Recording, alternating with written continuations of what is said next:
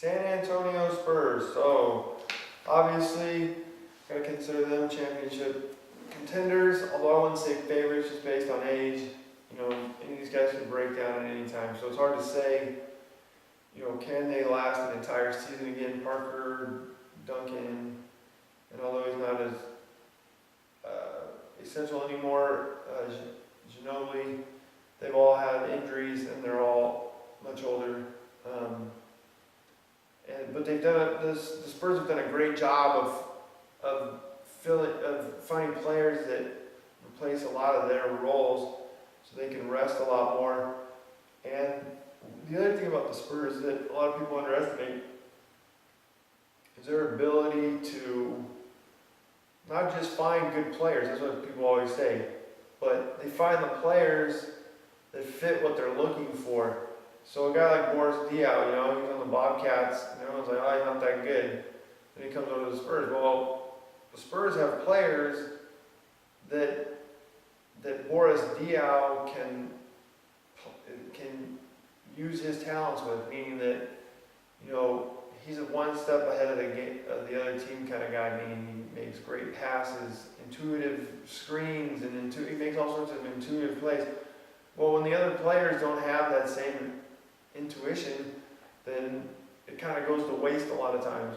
So when he gets plugged into a team like the Spurs with, Tim Duncan, Tony Parker, and even guys like Danny Green and Kawhi Leonard seems to be there now. These guys, they all have a high basketball IQ, meaning intuition really. Marco Bellinelli. These guys all, they can anticipate each other's, what they want to do, based on a number of factors, the defense and what they've seen before and all that. And so the Spurs do a great job of finding these players that fit that. And then they also find a great way of not just finding those players, but making sure to optimize lineups. Most teams, they're set in their ways. It's like it's this coaching inertia or whatever, where, to me, Frank Vogel's is probably the best example of this horrible trait, which is sticking with these lineups and just make it work, when, a lot of times you see these teams and you're just like, man, if you could just try this one thing, it wouldn't hurt and it may work out well, but it's like they get so stuck in this rigidness and this, like, oh, this is my starting five. And what Popovich has done and what he's had to do, because, when he first started trying things out where he'd have Ginobili start or come off the bench, or he'd rest players or have, it took a while for him to get people to be like, oh, okay, now we get it. Which doesn't sound like a lot, but there's a lot of pressure on people, in an organization from the owner and all these guys. But now people have bought into it because they've won so much. Although it's strange that it hasn't spread to the rest of the league as much as you think it would. But again, that goes to the fact that a lot of these coaches take these jobs, they behave so conservatively because they're not sure they're ever going to be able to keep the job. So they just do what they think will not upset anyone. And luckily, Greg Popovich does not have that problem. So he will and he won't just change lineups. He'll change lineups based on the other team's, lineup to maximize his team's talent. So his ability to mix and match, it's awesome, and it makes it so much more exciting because you get to see such better basketball because you're watching the players that should be playing together.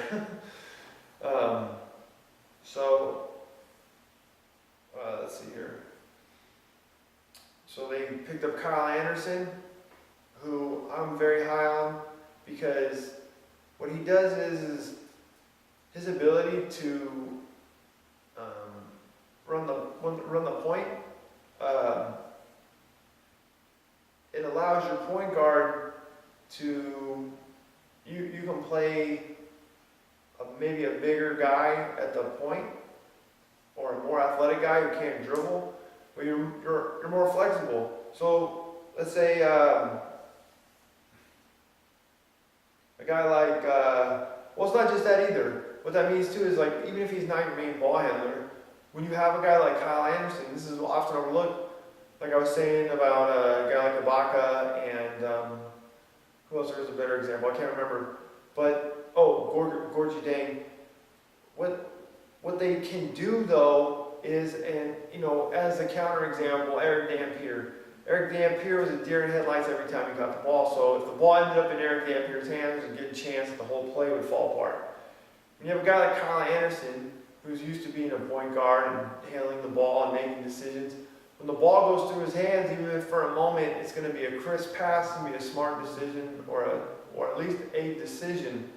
And so when you add him into the mix, rather than like let's say he got drafted by the let's see here, who's a team that's not that good. I can't think of a team right now, but a really bad team. He's not that athletic. He's not a force of nature. He's not going to be able to enforce his will. But if you put Kyle Anderson in the right spot, this dude is super talented and provides. He's long-armed, can play small forward, power forward, something like that.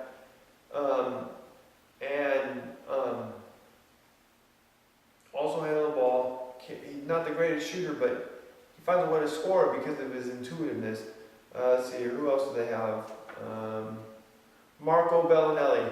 Now, I made this point to someone else, and I even called it, not to toot my own horn, but I pointed out to someone, I said, look, Bellinelli is probably going to shoot the lights out on the Spurs because his biggest problem since he's gotten to the NBA is not that he forgot how to shoot like he did in Italy. They said he never has learned to adjust to NBA athleticism and length. So if you watch his shot, especially when he was back on the Warriors, which is what I always try to point out to people, is he had this tendency to fade away. He'd fade away on his jumper. So, and the reason why he was fading away was because of the NBA length. That was his way of avoiding getting a shot blocked. Unfortunately, that affects the mechanics of his shot. And so, what I figured was, and what was the case was, the Spurs are very aware of those types of things. Most teams, and even most analysts, you'll hear them say, oh, this guy has horrible shot selection, or this guy is not a good shooter. And if you watch, what happens a lot of times is, those teams are awful at getting those guys in positions to be able to score. Because there's a reason why there's mechanics to a shot. You can't just throw the ball at the hoop and it'll go in. You have to be in a position to score. You have to have your shoulder in the right spot. You have to be able to have your arm release in the right spot. You have to be able to do all these things. And if one of those things is off, that's why you miss a shot. So for people to just sit there and say, oh, this guy's not a good shooter or a bad shooter, a lot of times there's other reasons. If a guy can make every shot in practice, there's no reason why he can't make it in a game. Sometimes it's head, but with a guy like Bellinelli, it was also a function of the teams he was on. And last year, the Spurs made sure he was in great position to shoot. And actually, if you watch clips of him while he's on the Spurs, and then compare him to when he was on other teams, what you'll notice is when he lands, when he shoots, he has a wider base and he has terrific balance. He doesn't have those a lot of times on the other teams. You'll see that on the highlights he does, but if you watch a game, that's why he missed a lot of shots, is because he couldn't get that balance and he couldn't get into the mechanics of his shot. And now he can, and now you're seeing like, oh crap, Marco Bellinelli learned to shoot. No, Marco Bellinelli could always shoot. He just couldn't get in a position to shoot, and the Spurs maximize guys like Marco Bellinelli. Maximize guys like Matt Bonner, who's another guy. Austin Day. Here's a guy who the Spurs are so smart because this is the kind of guy who kind of bounces around the league, and he goes to all these teams and they don't know how to use him, and then they go, oh, he sucks. Austin Day is a supremely talented player. Now, I'm not saying that he's going to turn into some NBA superstar, but I'm saying that at least the Spurs are a type of team, they're going to try to find a way to maximize his talent. Not just say, oh, he didn't work in the way I want to use him. Dude's nearly 6 feet tall, has an incredible wingspan, and has NBA range out to like 25 feet, legit. And there has to be a way to use this guy, I think. And if the Spurs can't, then okay, there isn't. But if there is, they're going to find it. Boris Diaw, I wanted to write a little thing on him. I was going to title it Jacques of all trades, instead of Jack of all trades. Because that dude is is the most fundamentally talented player in the NBA, meaning that he does everything: dribbling, rebounding, passing, shooting. I mean, he does setting screens. You watch him, he does everything so fundamentally sound. And you go, oh, that's why you do things fundamentally. It's like, go watch Boris Diaw. But he doesn't just do that. It's like he's got all the fundamentals like just dialed in. And then he has that intuitiveness where it's like he takes those and he incorporates those fundamentals, and it's just like, it's amazing. As a basketball fan, I can watch Boris Diaw every day, all day. He's amazing. Tim Duncan. Tim Duncan. I don't know what the hell I'm going to say about Tim Duncan. I think that's all you have to say about a guy like Tim Duncan. Tim Duncan. Let's see. Manu, who even at 37 and wearing down, see, that's what the Spurs are good at. Yeah, Manu was a very underrated athlete, by the way, but they also get guys that they keep the guys that stick around because they have this ability to find ways to still do a lot of things they did before, but without athleticism. Instead, they use their basketball intelligence, and the team does a good job of making sure that happens. Danny Green, that was a dude that I was super high on and he went to the team that I thought he should go to, because Danny Green's not going to win games for you if he has to be the number one, the number two, but as your number three or number four, geez Louise, he has a basketball IQ that's off the charts. I like to give single plays to illustrate my example. I'll give you the one simple play. Dwayne Wade and LeBron James were the perfect fast break. They're the perfect fast break of all time. I mean, they were unstoppable. No one ever stops LeBron and Dwayne Wade on the fast break. They always get, what was it? I don't think it was last finals. It was the final before. Danny Green, 1-on-2 against Wade and LeBron. Dude, like, there's subtle things you can do to make it seem like you're going to do one thing and then you end up doing another, and it makes them, and you're tipping them to try to do something you want them to do. Now it was his only chance, obviously. He's not going to be able to jump up and block those guys. Sure enough, he timed it perfectly, got them to make the pass that he wanted them to make, and he stopped LeBron and Dwayne Wade clean on a 2-on-1 on a fast break.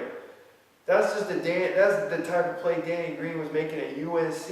See, this dude's always been considered way unathletic. Who cares? Because there's a ton of athletic dudes like a Stromile Swift who, yeah, they can block shots and they can do all this crap. The problem is when you got a 40-inch vert, and the dude does a subtle head fake and you jump out the roof, you can't recover quick enough. A dude like Danny Green doesn't ever have to recover because he doesn't make those types of mistakes. He's an amazing, heady player, and he's on the right team, and it's so awesome to get to see this dude get the type of really, more than anything as a basketball fan, the type of burn that I want to see him get, because I want to see Danny Green play. Kawhi Leonard, he's long, athletic, and he's on the Spurs. I don't think that he's nearly as great as everyone thinks he is. That's just my opinion. Patty Mills, here's a dude who everyone just thought, oh, this guy's just a shoot first point guard. He'll never get it. He has a low streak. The Spurs said, look, this dude can shoot. He can run the point. All we got to do is teach him the right way to do, which is what they did with Tony Parker. That was the whole thing. I don't know if anyone remembers. Tony Parker was almost let go because the Spurs wanted Kidd. Because they felt Kidd could execute better, or Kidd didn't end up coming. So they stuck coaching Parker. And there was a lot of frustration with Parker on both sides. Parker with Pop and the organization, and then the opposite as well. Because they were trying to corral him and get him to use his skills in a way that would help the team. And they've done that with Patty Mills, because by the end of last season, he was playing awesome. And it was always there. It was just a lot of teams, they look at a player and they go, that's what he is. And they don't try, they're not willing to kind of, fight through that. And you know what's funny is those a lot of these players want that though, and it's like kind of a testing thing. Is this coach willing to come? And obviously Pop is willing to. Tony Parker, one of the best point guards in the NBA and in the NBA history, because when you watch a Tony Parker team, what happens? They win. And not only do they win, they execute. They score on offense. Tony Parker does not get a lot of assists. Tony Parker is not meant to get a lot of assists. What Tony Parker is meant to do is use his quickness, his ball handling, and his headiness to initiate the play properly and then get the ball going in a way that it finds the mismatch of the guy off the motion that starts off what Tony Parker does. So that's why, in comparison, a guy like Damian Lillard or a dude like Kyrie Irving last year and a guy like Derrick Rose, they've gotten 8, 9 assists a game, but that's a lot due to the fact that they're not so great at getting the play initiated, so they end up dribbling around for a while, and then they get dump offs when they drive to the hoop or whatever. Well, yeah, again, like I'm saying, yeah, that's great. People love it because that happens once or twice, but that only happens once or twice a game. The name of the game, like I'm saying, this isn't football, this isn't baseball. One score is not going to make or break. What it is consistent execution. 40 or 50 possessions. You have to win more of the possessions than you do one possession. So guys like Tony Parker, who's been coached up by Greg Popovich, and now I think Patty Mills is the same way, they understand that. They get that. They get that it's about winning the possession. And then as the point guard, you can do that a lot better by getting the play started in rhythm, by getting the ball moving in the right way, than you can by dribbling around all for 24 seconds. So I just think the world of Tony Parker. And so Spurs, stay healthy. Sky's the limit. We'll have to wait and see. Thiago Splitter, I just want to say real quick, I think he's fantastic because he's tall and athletic.